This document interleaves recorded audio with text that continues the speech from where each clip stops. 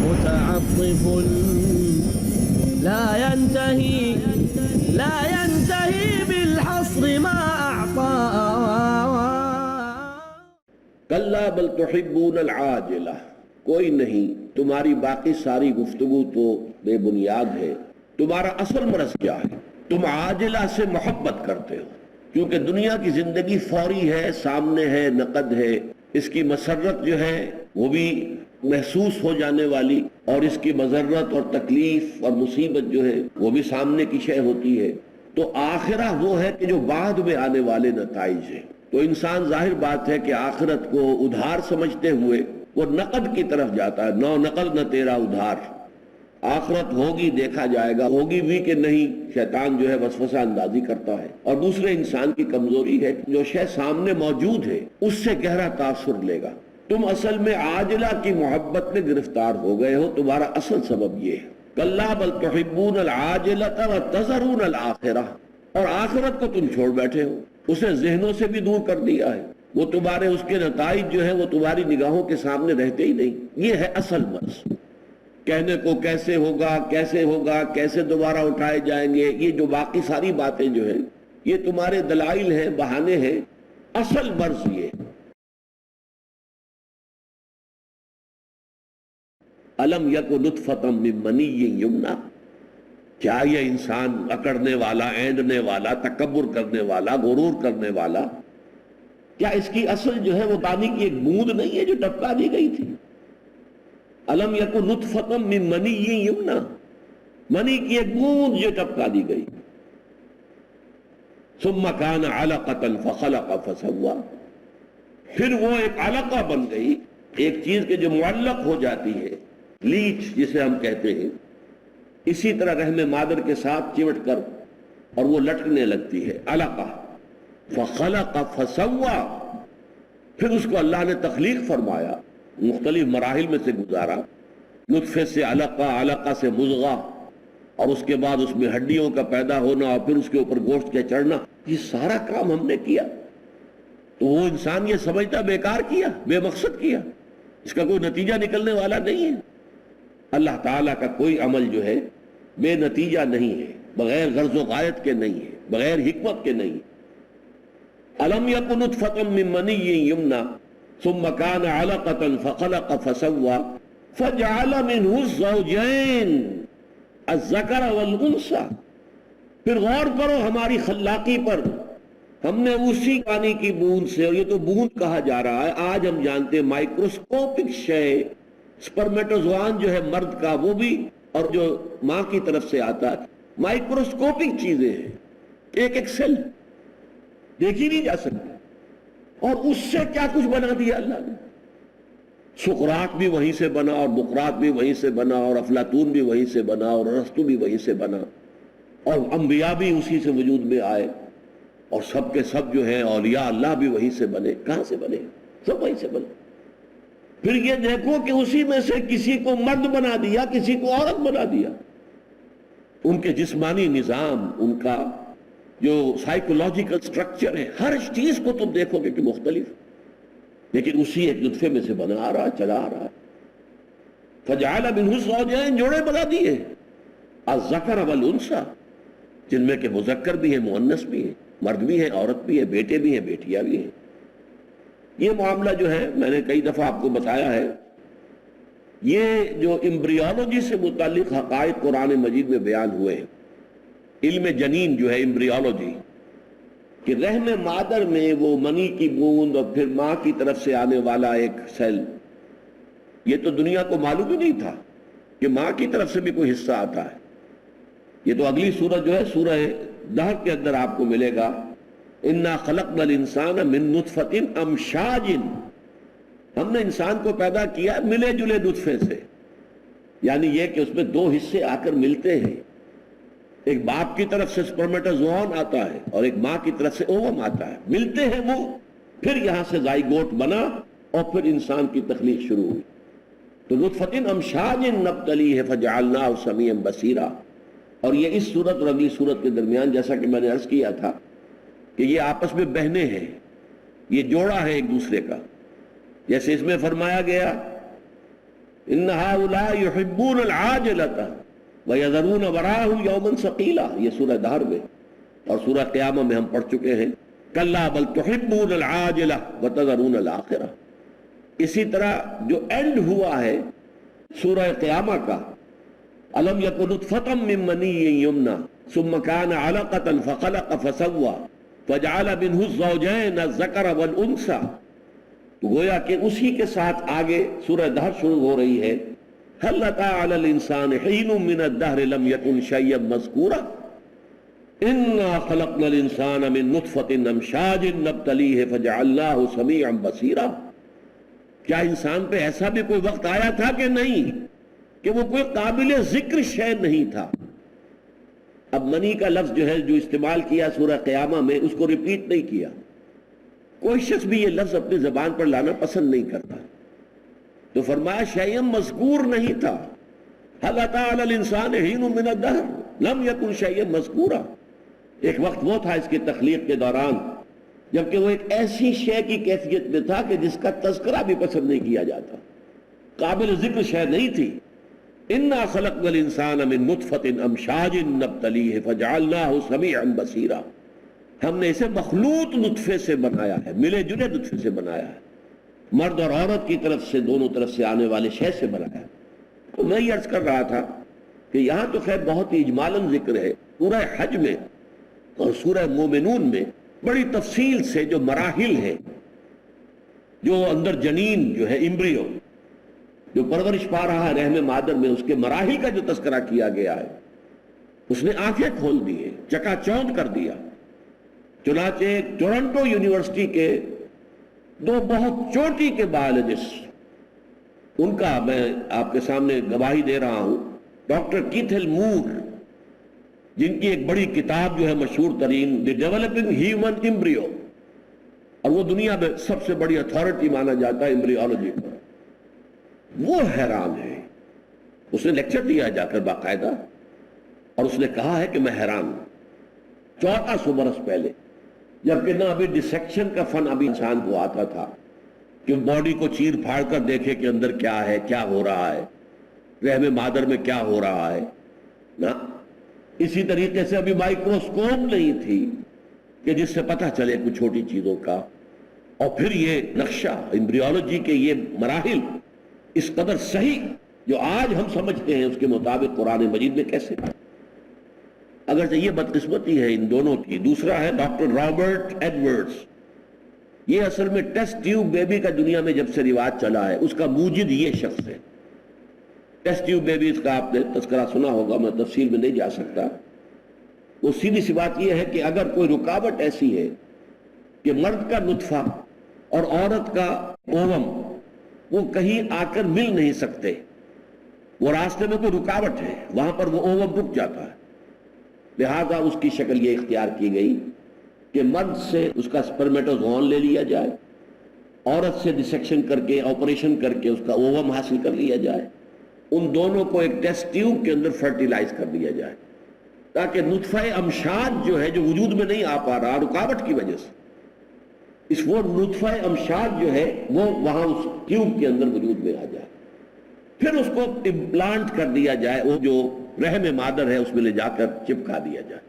یہ نہیں ہے کہ پورا بچہ ٹیسٹ ٹیوب میں بنتا ہے، وہ تو ظاہر بات ہے ناممکنات میں سے ہے، صرف یہ ہے کہ یہ جو دو مراحل بیان کیے گئے ہیں کہ نطفہ مرد اور جو اووم ہے عورت کا، ان دونوں کا آپس میں ملاپ نہیں ہو پا رہا کسی رکاوٹ کی وجہ سے، تو دونوں سے وہ چیز لے لو۔ اور اس کے بارے میں فتویٰ یہی ہے کہ اگر شوہر جو واقعتاً جن کی نکاح ہوا ہے شوہر کا نطفہ ہو، اور جو اس کی جو منکوحہ بیوی ہے اس سے اووم حاصل کیا جائے اور یہ ٹیسٹ ٹیوب میں کام کر لیا جائے، تو اس میں ہرگز کوئی شے حرام نہیں ہے۔ لیکن یہ کسی اور مرد کا یا کسی اور عورت کا اس کے درمیان اگر کیا جائے گا تو وہ پھر زنا شمار ہوگا، وہ پھر جائز نہیں ہے۔ یہ علماء کا فتویٰ ہے ٹیسٹ ٹیوب بیبی کا، انہوں نے کلیتاً انکار نہیں کیا، بلکہ یہ کہ جائز ہے اگر جو منکوحہ آپس میں ہے بیوی اور شوہر، تو ان کا اگر معاملہ ہو تو ٹھیک ہے۔ بہرحال میں گواہی یہ دے رہا تھا کہ ان دونوں نے یہ کہا ہے کہ حیرت ہوتی ہے کہ قرآن مجید میں آج سے 1400 برس قبل علم جنین کے یہ حقائق کیسے آ گئے؟ اس پر انہیں ایمان لے آنا چاہیے تھا. جیسے مورس بوکائی جو تھا، یہ فرینچ سرجن تھا، اس کے پاس علاج کے لیے گئے تھے شاہ فیصل شہید رحمت اللہ علیہ. وہاں انہوں نے تحفہ پیش کیا قرآن کا اسے. اس نے کہا میں کیسے سمجھوں گا اس سے، یہ تو عربی میں ہے. شاہ فیصل شہید نے، وہ چونکہ واقعتاً بہت نیک انسان تھے، کہا کہ عربی سیکھنا کوئی مشکل نہیں ہے. ان کے لیے کوئی ایسا بندوبست بھی کر دیا کہ وہ عربی سیکھ لیں. انہیں عربی سیکھ کر پھر قرآن پڑھا، اور پھر اس نے کمپیریٹو اسٹڈی کی، بائبل کی اور قرآن کی، تورات اور قرآن. اور اس کے بعد وہ دنگ رہ گیا کہ بائبل میں تو بہت سی ایسی چیزیں درج ہیں کہ جن کا غلط ہونا ثابت کر دیا سائنس نے. قرآن میں ایک شوشہ تک ایسا نہیں ہے کہ جسے سائنس نے غلط ثابت کیا. مختلف ہونا اور بات ہے، وہ تو کیا پتا آئندہ چل کر سائنس کہاں پہنچے گی اور کیا نظریہ کھلے گا. آسمانوں کا قرآن مجید 7 کا تذکرہ کرتا ہے، سائنس ابھی نہیں پہنچی. لیکن یہ کہ سائنس نے یہ نہیں کہا کہ 7 غلط ہے، نہیں، یہ تو نہیں کہہ سکتی سائنس. وہ تو جب تک کہ اس کی حقیقت آسمان کی نہ کھلے کیسے کہہ دے گا. بہرحال اس نے کہا کہ ایک شوشہ بھی ایسا نہیں ہے جسے سائنسی اکتشافات میں غلط ثابت کر دیا. لہذا اس نے کتاب لکھی، دی قرآن، دی بائبل اینڈ سائنس، اور اعتراف کیا اور پھر ایمان لے آیا. فضل ہوا اس پر، وہ ایمان لے آیا، مسلمان ہے. تو کاش کہ یہ دونوں بھی، جبکہ ان کے اوپر اتنی بڑی حقیقت واضح ہو گئی تھی، کاش کہ یہ ایمان لے آتے. انہوں نے علقہ کی حقیقت واضح کی ہے جو اس سے پہلے ہم پر واضح نہیں تھی. عام طور پر علقہ کا ترجمہ کر دیتے تھے جمے ہوئے خون کی پھٹک، حالانکہ علق کے مادے سے اس کا کوئی تعلق نہیں بنتا، دم سے کوئی اس کا تعلق لفظی بنتا ہی نہیں. اس نے کہا وہ علقہ اس لیے کہا جاتا ہے کہ لیچ کے مانند وہ رحم مادر کی دیوار کے ساتھ لٹک جاتا ہے چپک کر، جیسے کہ جونک جو ہے وہ اپنا منہ جو ہے وہ آپ کے کھال کے اندر گاڑ لے گی، وہاں سے خون چوسنا شروع کر دے گی، باقی جسم اس کا باہر لٹک رہا ہوگا. وہ اس کے اندر خون جو ہے وہ آپ کے جسم سے چوس کر وہ اپنے اس ٹینک کو بھرتی رہے گی. اسی طریقے سے یہ علقہ ہے. اور مضغہ کے بارے میں اس نے کہا، اور بہت عمدہ بات کہی، گوشت کا ایک ٹکڑا لے کر اپنے دانتوں کے درمیان اس کو چبایا اور کہا یہ مضغہ ہے. دانتوں کے نشان پڑ جاتے ہیں اس گوشت کے اوپر. تو مضغہ ہم لوتھڑا اس کا ترجمہ کرتے تھے، لیکن اس نے مضغ یمضغ، یہ عربی کے اندر چبانے کے لیے آتا ہے، تو گوشت کا چبایا ہوا ٹکڑا. تو بعض چیزیں جو ہے وہ ان کی اس طرح کی نشاندہی سے ہم پر مزید واضح ہو گئی ہیں. لیکن یہ ہے کہ واقعتاً جو علم جنین ہے، ایمبریولوجی، اس کے اعتبار سے قرآن مجید میں بہت آیات ہیں اللہ تعالیٰ کی، نشانیاں ہیں اللہ کی خلاقی کی. مشفق متعطف. آخر میں جو فرمایا الم یکن نطفۃ من منی یمنی، کیا نہیں تھا یہ منی کی ایک بوند جو ٹپکائی گئی، ثم کان علقہ، پھر وہ ایک جونک کے مانند لٹکی ہوئی شے تھی. فخلق، تو اللہ نے اس کو پیدا کیا، تخلیق کیا، مختلف مراحل سے گزارا. فسوا، نوک پلک سنوار دی، اسی میں سے انسان کی آنکھیں، اسی میں ناک، اسی میں سے کان نکل آئے. کیسی کیسی چیزیں، کیسی کیسی صلاحیتیں اس میں ودیت کر دی گئی. فجعل منہ زوجین الذکر والانثی، اور پھر اس میں سے جوڑے بنا دیے، کوئی مذکر کوئی مؤنث، کوئی لڑکا کوئی لڑکی. اب اس کے بعد فرمایا الیس ذالک بقادر علی ان یحیی الموتى، کیا وہ ہستی اس پر قادر نہ ہوگی کہ مردہ کو زندہ کر دے. تو اس کی خلاقی کا تصور کرو، اس کی قدرت کا اندازہ کرو. تم اس ہستی کے بارے میں یہ گمان کر رہے ہو کہ وہ مردہ کو زندہ نہیں کر سکے گا. کہیں قرآن یہ کہتا ہے دیکھو بھائی، کسی کام کو پہلی مرتبہ کرنا زیادہ مشکل ہوتا ہے یا دوسری مرتبہ کرنا؟ اب صاف عقل فیصلہ کرے گی پہلی مرتبہ کرنا مشکل ہوگا. ایک دفعہ آدمی کر لے تو پھر تو اس کے لیے آسانی ہو گئی. تو ہمارے لیے پہلی مرتبہ تمہیں پیدا کرنا مشکل تھا یا یہ دوبارہ پیدا کرنا مشکل ہوگا؟ تو جو بھی ایک سلیم الفطرت انسان جو ہے، وہ سلیم العقل انسان جو ماننے کے لیے تیار ہو بات کو کہ ہاں دلیل ہے، دلیل سے وہ بات کو مان لے، وہ باتیں قرآن مجید نے اسی انداز میں کی ہے. اب یہ کہ ہم اس سورہ مبارکہ کا ذرا جائزہ دوبارہ لیں گے اس سورہ مبارکہ میں جیسا کہ آپ کو معلوم ہے اول تا آخر بعث بعد الموت، موت کی اولین منزل، پھر میدان حشر، اس کا ذکر ہے۔ اس میں مستثنا ہے 4 آیات، لا تحرک بہ لسانک لتعجل بہ ان علینا جمعہ وقرآنہ فاذا قرأناہ فاتبع قرآنہ ثم ان علینا بیانہ۔ اگرچہ ایک ربط ہے کہ ان منکرین آخرت کا، منکرین رسول کا، منکرین خدا کا اصل سبب کیا ہے؟ کلا بل تحبون العاجلہ، تم عاجلہ کو پسند کرتے ہو۔ اسی طریقے سے ایک عجلت پسندی حضور کی طرف سے ہو رہی تھی، جس پر کہ وہاں اللہ تعالیٰ نے آپ کو روک دیا، لا تحرک بہ لسانک لتعجل بہ، یہ عجلت پسندی تھی، اس سے حضور کو منع کر دیا گیا۔ لیکن ایک بات نوٹ کر لیجئے کہ یہ در حقیقت اس موضوع پر قرآن کا ضرب سلام ہے۔ یہ 4 آیات جو ہیں اہم ترین ہے اس اعتبار سے۔ قرآن مجید کا نزول کیسے ہوا، قرآن مجید جمع کیسے ہوا، قرآن مجید کی تدوین کیسے ہوئی، یہ جمع بھی اللہ نے کیا ہے، اس کی تدوین اور ترتیب بھی اللہ نے معین کی ہے۔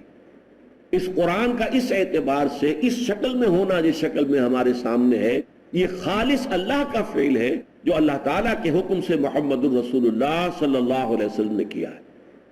اور یہ قرآن کے بارے میں ہمارے بنیادی عقیدے میں چیز شامل ہے۔ 3 باتیں۔ قرآن اللہ کا کلام ہے، نمبر 1، جو نازل ہوا محمد الرسول اللہ پر بذریعہ جبریل علیہ السلام، اور یہ محفوظ ہے من و عن، یوں کا توں، اس کی حفاظت میں کوئی شک نہیں، کوئی شبہ نہیں۔ اب آئیے ذرا نگاہ بازگشت جو ہے اس مضامین پر۔ اس سورہ مبارکہ کا عمود بعث بعد الموت کا اثبات اور اس پر اعتراضات کا رد۔ لیکن بعث کے لیے استدلال کیا آیا ہے؟ دوبارہ اٹھائے جانے کے لیے، اخروی زندگی کے لیے، بعث بعد الموت کے لیے استدلال مثبت بھی ہے، منفی بھی ہے۔ مثبت کیا ہے؟ اذعانی اور خطابی انداز میں لا اقسم بیوم القیامہ، نہیں، تمہارے سارے خیالات اور اعتراضات بے بنیاد ہیں، میں قسم کھاتا ہوں قیامت کے دن کی۔ اگرچہ اس میں منطقی دلیل کوئی نہیں ہے، لیکن قسم کھانے والے کی شخصیت، اس کا پورا وزن جو ہے اس میں موجود ہے۔ دوسرا دلیل منطقی دی گئی ہے، دلیل منطقی نفس لوامہ، تمہارے اندر کوئی شے ہے جو تمہیں تمہارے برے کام پر جو ہے ٹوکتی ہے، ملامت کرتی ہے۔ اور اسی طریقے سے اَيَحْسَبُ الْإِنسَانُ أَن لَّن نَّجْمَعَ عِظَامَهُ، منطقی طور پر کیا انسان یہ سمجھتا کہ ہم اس کی ہڈیاں جو ہیں وہ جمع نہ کر سکیں گے؟ بلا قادرین علی ان نسوی بنانا، کیوں نہیں، ہم اس پر قادر ہیں کہ اس کی ایک ایک پور کو درست کر دیں۔ اب یہ بھی جو ہے یہ اذعانی دلیل ہے، لیکن جو اس کے لیے منطقی دلیل دی گئی وہ آخر میں آئی، الم یکن نطفۃ من منی یمنی ثم کان علقۃ فخلق فسوى فجعل منه الزوجین الذکر والانثى الیس ذلک بقادر علی ان یحیی الموتى۔ غور کرو اپنی تخلیق پر، تم پانی کی ایک بوند تھے نا، پھر اس نے تمہیں بنایا، کیا کچھ بنایا، اسی میں سے مرد بنا دیا، اسی میں سے عورت بنا دی، کیا وہ ہستی اس پر قادر نہ ہوگی کہ مردہ کو زندہ کر سکے؟ ذرا سی بھی سلامتی تباہ ہو اور سلامتی فطرت ہو، اس کا جواب فوراً آئے گا، بلا پروردگار یقیناً، جب تو ہر شے پر قادر ہے، تو نے اس کائنات کو پیدا کیا، آسمان اور زمین کو پیدا کیا ہے، تو تیرے لیے قطعاً مشکل نہیں ہے کہ تو مردوں کو زندہ کر سکے۔ دوسری بات یہ کہ انکار جو کرتا ہے بعث بعد الموت کا، اس کا سبب کیا ہے؟ وہ سبب قرآن مجید نے بیان کیا 2 جگہ پر، بل یرید الانسان لیفجر امامہ، انسان اصل میں چاہتا ہے، فسق و فجور کی زندگی کو جاری رکھنا چاہتا ہے، ظلم کو جاری رکھنا چاہتا ہے، ایکسپلائٹیشن کو جاری رکھنا چاہتا ہے، جو مفادات حاصل کر رہا ہے ان سے دستبردار ہونے کو تیار نہیں ہے، اس لیے انکار کرتا ہے کہ اگر آخرت کو مانے گا تو اپنے طرز عمل کے اوپر پھر انسان کو نظر ڈالنی پڑے گی کہ میں صحیح چل رہا ہوں یا غلط چل رہا ہوں۔ لہذا جڑ کاٹنے کے لیے وہ آخرت ہی کا انکار کرتا ہے، کچھ نہیں ہوگا، کوئی زندگی نہیں۔ پھر اسی مرض کو دوبارہ بیان کیا، کلا بل تحبون العاجلہ وتذرون الآخرہ، تمہاری گھٹی میں عاجلہ کی محبت پڑی ہوئی ہے۔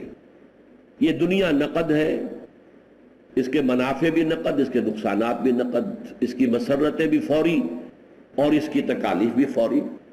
تم اس کی محبت کے اندر گرفتار ہو گئے ہو اور آخرت کو اس وجہ سے تم نے اوجھل کر دیا، اپنی نگاہوں سے دور کر دیا۔ پھر اس سورہ مبارکہ میں تین، جس کو میں نے کہا تھا تصاویر لفظی، قیامت صغریٰ کا منظر جہاں سے ہمارا یہ عالم آخرہ شروع ہوتا ہے، کلا اذا بلغت التراقی وقیل من راق وظن انہ الفراق والتفت الساق بالساق الى ربک یومئذ المساق۔ یہ تو قیامت صغریٰ کا منظر تھا۔ قیامت کبریٰ کا فَإِذَا بَرِقَ الْبَصَرُ وَخَسَفَ الْقَمَرُ وَجُمِعَ الشَّمْسُ وَالْقَمَرُ يَقُولُ الْإِنسَانُ يَوْمَئِذٍ أَيْنَ الْمَفَرُّ۔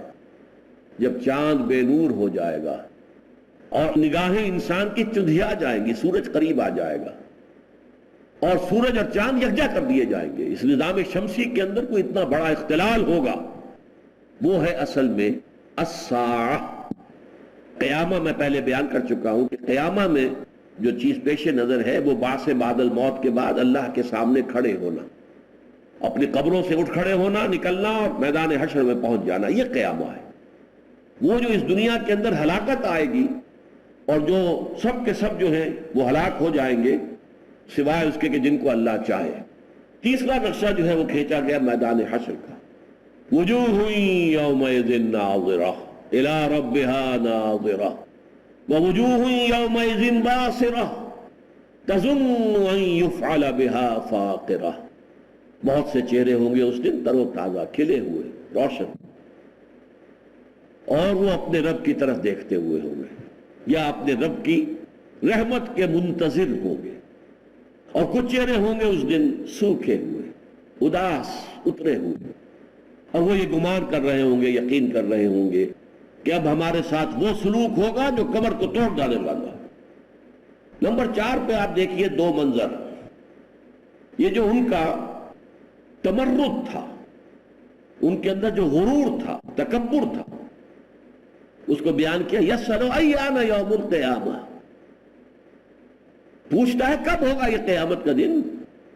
تو جیسا کہ میں نے عرض کیا تھا کہ جیسا سوال تھا ویسا ہی جواب دیا گیا، یہ نہیں کہا گیا کہ اس کا علم اللہ کے پاس ہے بس سمجھ لو وہ آئے گی، نہیں، جس انداز میں سوال کیا گیا تھا اسی انداز کا جواب ہمیں ملا، فَإِذَا بَرِقَ الْبَصَرُ وَخَسَفَ الْقَمَرُ وَجُمِعَ الشَّمْسُ وَالْقَمَرُ۔ اور دوسرا پھر ان کا جو تمرد کا انداز ہے وہ اس سورہ مبارکہ کے دوسرے رکوع میں آیا، فَلَا صَدَّقَ وَلَا صَلَّى۔ یہ بدبخت نہ تو تصدیق کر رہے ہیں محمد کی رسالت کی، اس قرآن کے کلام اللہ ہونے کی، اور نہ انہوں نے نماز پڑھی، وَلَكِنْ كَذَّبَ وَتَوَلَّى، بلکہ انہوں نے جھٹلایا اور پیٹھ موڑ لی۔ فَلَا صَدَّقَ وَلَا صَلَّى وَلَكِنْ كَذَّبَ وَتَوَلَّى ثُمَّ ذَهَبَ إِلَىٰ أَهْلِهِ يَتَمَطَّىٰ۔ اب یہ ہوتا ہے کہ ہر انسان جو ہے اپنے گھر والوں پر جو ہے وہ تو اپنا روب گاٹتا ہی ہے، لہذا وہ اپنے گھر والوں کی طرف اور اپنے اہل و عیال کی طرف جاتا، اکڑتا ہوا، اینٹتا ہوا، اولا لک فاولا ثم اولا لک فاولا۔ ہلاکت ہے تیرے لیے اور پھر ہلاکت ہے تیرے لیے اور پھر ہلاکت ہے تیرے لیے اور پھر رسوائی ہے تیرے لیے۔ یہ ان کے تکبر اور تمرد کے نشان۔ آگے بڑھنے سے پہلے پھر ذہن میں تازہ کر دیجئے، یہ منتخب نصاب 6 حصوں پر مشتمل ہے۔ اس کا نقطہ آغاز سورۃ العصر ہے، جس میں انسان کی فوز و فلاح اور آخرت کی کامیابی کے لیے 4 شرطیں بیان ہوئی: ایمان، عمل صالح، تواصی بالحق، تواصی بالصبر۔ پہلے حصے میں اس سورہ مبارکہ کے علاوہ 3 اسباق اور ہیں جو بہت جامع ہیں۔ تو پہلا حصہ جو ہے جامع اسباق پر مشتمل ہے، دوسرا حصہ ایمان کے مباحث پر مشتمل ہے، یعنی جو شرائط اور لوازم نجات ہیں ان میں سے اب پہلے کے بارے میں تفصیل سے گفتگو ہو گئی۔ تیسرا حصہ جو ہے وہ اب عمل صالح، یعنی لوازم نجات میں سے جو دوسری شرط ہے، اب اس کے بعض پہلوؤں پر بحث ہوگی۔ اگرچہ ایک نگاہ باز گشت اگر ڈالیں تو اب تک جو 9 اسباق ہم نے پڑھے ہیں ان میں بھی کسی نہ کسی پہلو سے عمل صالح کا ذکر موجود ہے۔ سورۃ العصر میں جیسے ایمان کا لفظ ایک جامع عنوان کی حیثیت سے ہے، ایسے عمل صالح ہے۔ والعصر ان الانسان لفی خسر الا الذین آمنوا وعملوا الصالحات۔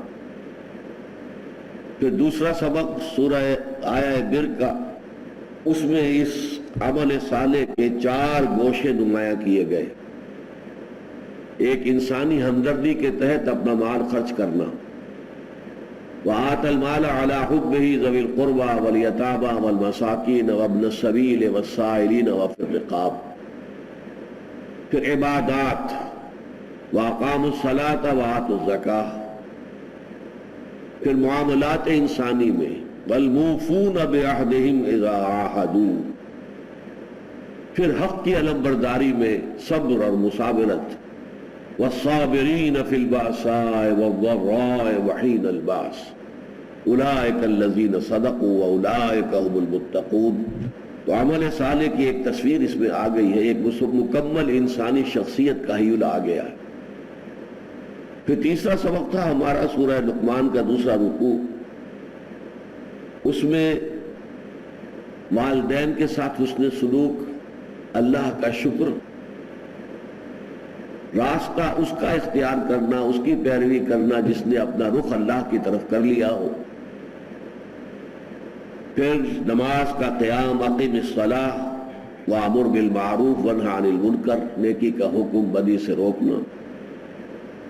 پھر اس کے بعد یہ ولا تصعر خدک للناس ولا تمش فی الارض مرحا، تکبر نہ ہو، غرور نہ ہو، اکڑ کر چلنا نہ ہو۔ پھر اس سے بھی آگے وقصد فی مشیک واغضض من صوتک، چال میں میانہ روی اور آواز کو پست رکھنا۔ پھر سورہ حامیم سجدہ میں اللہ تعالیٰ کی بندگی پر دل کا ٹھک جانا، پھر اللہ کی طرف لوگوں کو بلانا، دعوت دینا۔ پھر یہ کہ اگر مخالفت ہو اور کوئی پرسیکیوشن ہو تو جواباً ایک نہایت عمدہ طرز عمل اختیار کرنا۔ یہ 4 اسباق جو تھے یہ تو تھے جامع۔ پھر ہم نے ایمان کے مباحث میں سورہ فاتحہ میں ایمان جو ہے وہ انڈرسٹوڈ ہے کہ ایک شخص پہلے خود کہہ رہا ہے الحمدللہ رب العالمین الرحمن الرحیم مالک یوم الدین ایاک نعبد و ایاک نستعین، اور اس کے بعد وہ ہدایت طلب کرتا ہے عمل کے لیے۔ یہ عمل کا پہلو ہے، میں کیا کروں کیا نہ کروں اس کے ضمن میں پروردگار میری عقل جو ہے فیصلہ نہیں کر پاتی، خصوصاً اجتماعی معاملات، بس میری رہنمائی فرما۔ اس کے بعد سورہ آل عمران میں ایمان کیسے تدریجاً پیدا ہوتا ہے اولو الالباب میں، ہوش مند لوگوں میں، سلیم العقل سلیم الفطرت میں، اور اس کے بیان کے بعد ان کے کردار کا نقشہ دکھا دیا۔ فالذین ہاجروا واخرجوا من دیارہم وأوذوا فی سبیلی وقاتلوا وقتلوا، حق کے لیے انہوں نے گھر بار چھوڑنا پڑا تو چھوڑا، ہجرت کرنی پڑی تو کی، تکلیفیں اور ٹارچر برداشت کرنا پڑا تو کیا، اور پھر جنگ میں، میدان جنگ میں نقد یام ہتھیلی پر رکھ کر آنا ہوا تو آئے، قتل کیا بھی، قتل ہوئے بھی۔ یہ ایک ایکٹیوسٹ زندگی جو ہے، انقلابی زندگی، اس کا نقشہ ہے۔ سورہ نور میں جو ہے اس کے برعکس ایک تعبدی عبادت گزار انسان کی زندگی، ذکر الہی کا شوق رکھنے والی زندگی، تو اس میں فرمایا گیا فی بیوت اذن اللہ ان ترفع ویذکر فیہا اسمہ یسبح لہ فیہا بالغدو والآصال رجال لا تلہیہم تجارۃ ولا بیع عن ذکر اللہ واقام الصلاۃ وایتاء الزکاۃ۔ یہ بھی ایک نقشہ ہے۔ اور یہ دو نقشے جو ہیں سورہ آل عمران کے آخری آیات میں اور جو سورہ نور کی ان آیات میں آئے، ان سے در حقیقت تصویر کے دو رخ مل کر بندہ مومن کی جو شخصیت ہے اس کا ایک مکمل حیولہ سامنے لے آتے ہیں۔ اس کا ایک پہلو یہ ہے، دوسرا پہلو یہ ہے۔ اس کے بعد پھر سورہ تغابن جو ہے اس میں پہلے رکوع میں ایمان کی بحث اور دوسرے رکوع میں ایمان کے لوازم، نتائج، ثمرات، راضی برضائے رب رہنا، اطاعت ہر حال میں اللہ کے اس کے رسول کی، توکل صرف اللہ پر ہونا، اولاد اور اپنے مال و اسباب کو اور بیوی کو، ان کی محبتوں کو اپنے لیے ایک خطرے کا نشان سمجھنا، مبادا کہیں ذرا انسان غافل ہو تو ان میں سے کوئی محبت جو ہے وہ غالب آ کر اور آپ سے کوئی غلط کام کروا لے۔ اللہ کی راہ میں خرچ کرنا، سمع و طاعت کی زندگی گزارنا، یہ سارا نقشہ جو ہے سورہ تغابن میں آ گیا۔ اس کے بعد سورہ قیامہ، تو یہ سارے نقشے عمل صالح کے ہمارے سامنے آ چکے ہیں۔ یہ جو تیسرا حصہ ہے اس منتخب نصاب کا، اس میں عمل صالح کی بحث ایک اور ترتیب سے ہے۔ وہ اس طرح سمجھیے کہ انسان سب سے پہلے تو ایک انفرادی شخصیت ہے، فرد ہے، اور بالآخر ہمارا معاملہ جو اللہ کی عدالت میں ہوگا وہ بھی فرد کی حیثیت سے ہوگا۔ کلہم آتی ہے یوم القیامت فردا، وہاں کا محاسبہ جو ہے، حساب کتاب انفرادی ہے۔ اچھا، اس فرد کے بھی دو پہلو ہیں۔ اس فرد کی جو سیرت و کردار کا نقشہ قرآن چاہتا ہے کہ وجود میں آئے، تو ایک تو یہ کہ اس کی بنیادیں ہیں، اساسات ہیں، ایک عبارت ہے، اس کی بنیادیں، اس پر عبارت اٹھے گی۔ تو پہلے تو دو ایسے مقامات اس میں شامل ہیں کہ جس میں تعمیر سیرت کی اساسات کا بیان ہے۔ وہ ایک ہی درس ہے لیکن مقامات دو ہیں۔ پھر یہ کہ ایک پوری طرح تعمیر شدہ شخصیت جو اخلاق حسنہ اور اس کے اندر جو بھی خصوصیات پیدا ہو جائیں گی نمایاں، جس کی شخصیت جو ہے وہ واقعتاً صحیح بنیادوں پر تعمیر ہو چکی ہے، اس کا نقشہ ہمارے سامنے آئے گا سورۃ الفرقان کے آخری رکوع میں۔ پھر یہ ہے کہ یہ فرد ایک خاندان کا فرد ہوتا ہے، اس خاندان کی بنیاد پڑتی ہے شوہر اور بیوی کے باہمی تعلق سے۔ اس کا نظام کیا ہونا چاہیے، اس میں کیا اندیشے مضمر ہیں اور کیا رول اختیار کرنا چاہیے جو خاندان کا سربراہ ہے اس کو۔ پھر اس سے اوپر آئے کہ معاشرہ ہے، بڑے پیمانے پر خاندانوں کا اجتماع جو ہے وہ معاشرہ ہے۔ تو خاندان کے نظام کے بعد معاشرہ، وہ سوشل ایونز کون سے ہیں جنہیں معاشرے سے ایریڈیکیٹ کیا جائے، ختم کیا جائے، اور وہ سوشل ویلیوز کون سی ہیں کہ جنہیں معاشرے کے اندر نافذ کیا جائے۔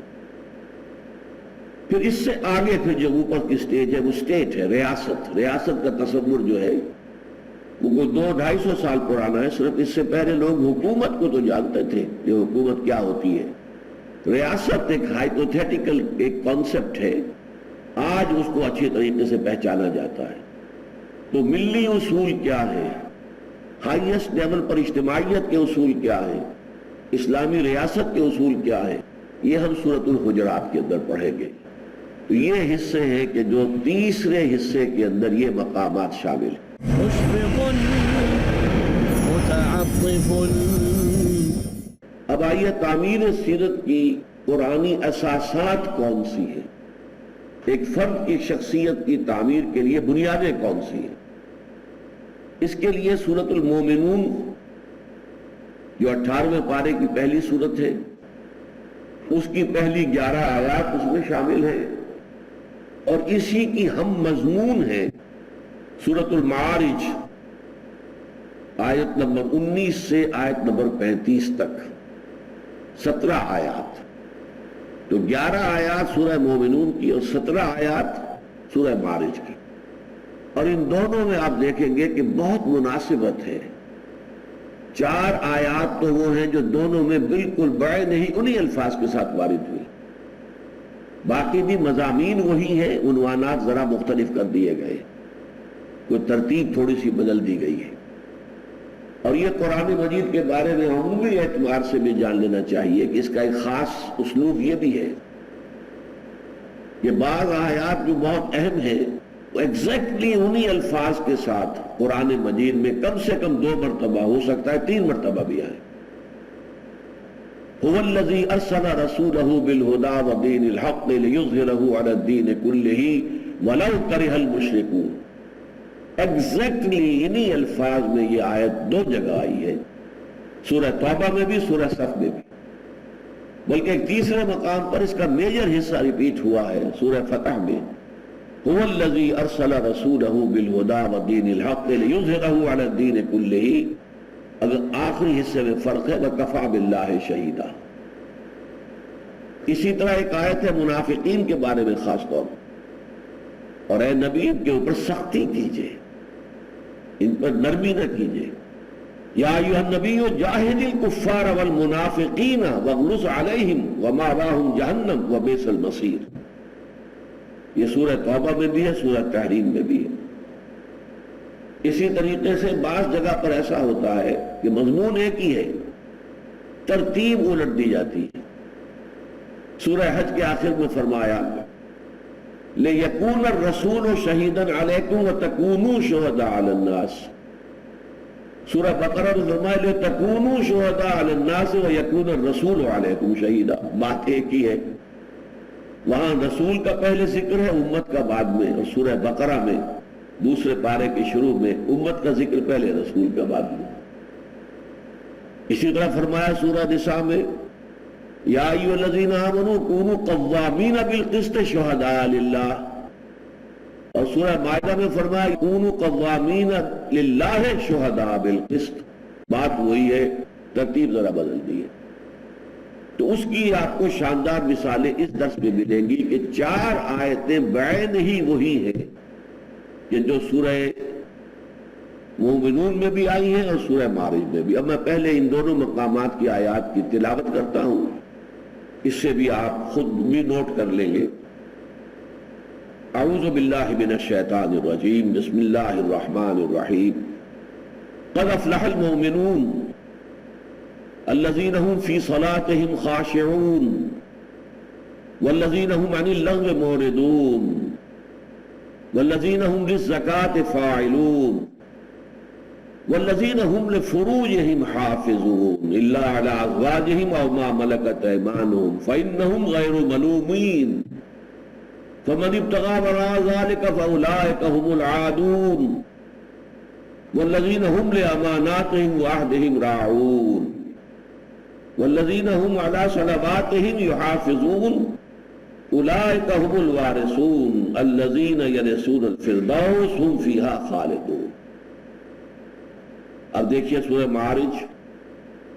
ان الانسان خلق ہلوعا اذا مسہ الشر جزوعا واذا مسہ الخیر منوعا الا المصلین الذین هم على صلاتهم دائمون والذین فی اموالهم حق معلوم للسائل والمحروم والذین یصدقون بیوم الدین والذین هم من عذاب ربهم مشفقون ان عذاب ربهم غیر مامون والذین هم لفروجهم حافظون الا على ازواجهم او ما ملكت ايمانهم فانهم غیر ملومین فمن ابتغى وراء ذلك فاولئک هم العادون والذین هم لأماناتهم وعهدهم راعون والذین هم بشهاداتهم قائمون والذین هم على صلاتهم يحافظون اولئک فی جنات مکرمون.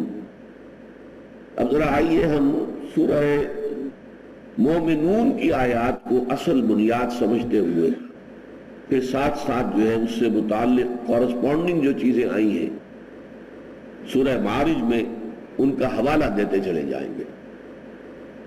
قد افلح المؤمنون، عام ترجمہ اس کا کیا جاتا ہے فلاح پا گئے اہل ایمان. قد افلح المؤمنون الذین هم فی صلاتهم خاشعون. کام نکال لے گئے، اپنی حقیقت کو برآمد کر کے پروان چڑھا لیا ان اہل ایمان نے جو اپنی نمازوں میں خشوع سے کام لیتے ہیں، جھک جاتے ہیں، ان کا دل بھی جھک رہا ہوتا ہے، ان کا وجود بھی جھک رہا ہے، وہ رکوع میں گئے ہیں تو جھک گئے ہیں اور چلے گئے ہیں سجدے میں گر گئے ہیں، جھکنے کی انتہا ہے پروسٹریشن۔ یہ جو ہے ایک ہے اندرونی جھکاؤ، قلب کا جھکاؤ، اگر وہ نہیں ہو رہا اور صرف جسم جھک رہا ہے تو وہ فقہی نماز تو ادا ہو گئی، حقیقی نماز ادا نہیں ہوئی۔ حقیقی نماز ہوگی جبکہ پورا وجود اللہ کے سامنے جھک رہا ہو، رکوع میں بھی اور سجود۔ الذین هم فی صلاتہم خاشعون، اس کے مقابلے میں وہاں لفظی استعمال کیا گیا الا المصلین، ان الانسان خلق ہلوعا اذا مسہ الشر جزوعا واذا مسہ الخیر منوعا الا المصلین الذین هم علی صلاتہم دائمون۔ یہاں مومنون کی بجائے بھی مسلین کا لفظ آیا گیا، گویا کہ مومنون اور مسلین یہ گویا کہ مترادف الفاظ۔ مومن ہے ہی وہ جو صلاۃ کی حقیقت سے آگاہ ہے اور صلاۃ کو اس معنوی انداز میں ادا کر رہا ہے، صرف ایک ظاہری اور فقہی انداز میں نہیں، جو کہ اپنی نماز پر مداومت کرتے ہیں، دائمون۔ اب دیکھیں یہ نماز کی دو صفتیں آ گئی ایک دوسرے کے مقابل میں۔ ایک صفت نماز کی باطنی صفت ہے، خشوع، جھکاؤ، وہ جھکاؤ رکوع اور سجود کے ساتھ ساتھ پورے وجود کا، آپ کی اصل خود ہی جھک جانی چاہیے اللہ کے سامنے۔ در حقیقت یہ ایک پروگرام ہے، اپنی شخصیت کو مضبوط کرو، اس کی تعمیر کرو اور پھر اسے اللہ کے سامنے جھکا دو۔ اگر آپ کی شخصیت جو ہے اسی کے اندر تضادات ہیں، آپ اپنے جسم پر حاکم ہے ہی نہیں، تو کیا اللہ کے سامنے جھک رہے ہیں؟ آپ کا وجود تو نہیں جھک رہا، آپ نے تو رکوع کیا لیکن آپ کی خود ہی جو ہے، آپ کی انا، اس کی گردن اکڑی ہوئی ہے، وہ جھکنے کو تیار نہیں ہے۔ آپ نے تو سجدہ کیا ہے، لیکن یہ بھی جبکہ پوری شخصیت اپنی پوری خودی کے ساتھ، اپنی پوری انا کے ساتھ۔ ورنہ میں مثال دیتا رہا ہوں پہلے، فرض کیجئے بادشاہ کا دور ہے، کہیں کہیں چھوٹے چھوٹے ابھی راجہ بھی موجود تھے، کسی جگہ کے راجہ کے خلاف بغاوت ہو گئی ہے، وہاں کے لوگوں نے نکال باہر کیا، اب وہ آیا بادشاہ کے دربار میں اور یہاں وہ سر تسلیم خم کر رہا ہے، تو اس کی کیا حیثیت ہے؟ اس کا اپنا راج محفوظ ہو اور وہ سر تسلیم خم کرے تب تو وہ بات ہوئی، یا وہ وہاں سے اس کی اپنی حکومت کا تختہ الٹ چکا تو اب اس کی کیا حیثیت ہے؟ کچھ بھی نہیں۔ تو انسان پہلے اپنی خودی کو مضبوط کرے، پختہ کرے، تعمیر کرے، اور پھر اس ہمہ تنگ اپنے پورے وجود کو، ظاہری وجود مع باطنی وجود، اللہ کے سامنے جھکائے۔ یہ ہے گویا کہ نماز کا باطن۔ نماز کا ظاہر الذین هم علی صلاتہم دائمون، مداومت، مسلسل، یہ نہیں کہ گنڈے دار نماز پڑھ لی کبھی نہ پڑھی، وقت سے ہٹا کر پڑھ لی، نہیں، دائمون، دوام کا لفظ۔ اور آخر میں اس سورہ مومنون کی آیات کا بھی اختتام ہوتا ہے والذین هم علی صلواتہم یحافظون، اور سورہ معارج کی آیات کا بھی والذین هم علی صلاتہم یحافظون، وہ لوگ کہ جو اپنی نمازوں کی محافظت کرتے ہیں، حفاظت کرتے ہیں، ادھر سے ادھر نہیں ہونے دیتے۔ اور ایسے لوگوں کی زندگی جو ہے وہ نمازوں کے ساتھ جیسے کھوٹے سے جانور بندھا ہوا ایسے بندھ جاتی ہے۔ ان کے اپوائنٹمنٹس طے ہوتے ہیں تو نمازوں کے حوالے سے ہوتے ہیں، ان کا سارا نظام الاوقات جو ہے وہ نمازوں کے اوقات کے ساتھ وابستہ ہو جاتا ہے۔ یہ محافظت۔ اب 4 مقامات آئیں۔ پہلی بات تو یہ سمجھ لیجئے کہ اس کا مطلب کیا ہے، تعمیر خودی کے اس پروگرام میں اول بھی نماز آخر بھی نماز، یہ حصار ہے، یہ فصیل ہے جس نے اپنے اندر باقی اوصاف کو لے لیا ہے۔ اس لیے کہ قد افلح المؤمنون الذین هم فی صلاتهم خاشعون سے بات شروع ہوئی، والذین هم علی صلواتهم یحافظون پر بات ختم ہوئی۔ اول نماز آخر نماز، یہاں بھی الا المصلین الذین هم علی صلاتهم دائمون سے بات شروع ہوئی، والذین هم علی صلاتهم یحافظون پر بات ختم ہوئی۔ یہاں بھی اول نماز آخر نماز، گویا کہ فصیل جو ہے اس پورے پروگرام کی وہ نماز۔ نماز کی حقیقت کے بارے میں اگلی نشست میں کوئی مزید گفتگو ہوگی۔ بارک اللہ لی ولکم فی القرآن العظیم ونفعنی وإیاکم بالآیات والذکر الحکیم۔ رب رحیم مشفق متعطف لا ينتهي بالحصر ما